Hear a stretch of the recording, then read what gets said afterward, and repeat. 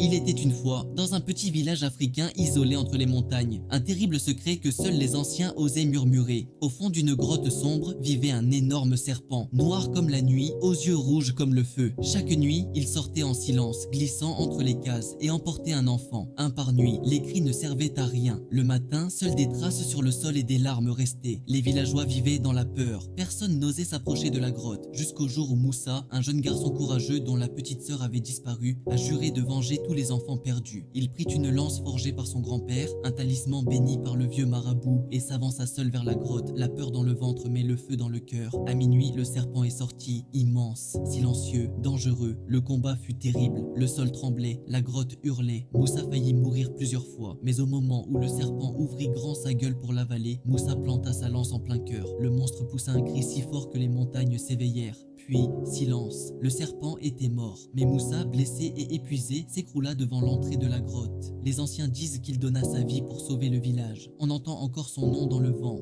Moussa le Brave. Aujourd'hui, une statue de lui garde l'entrée du village et les enfants dorment enfin en paix.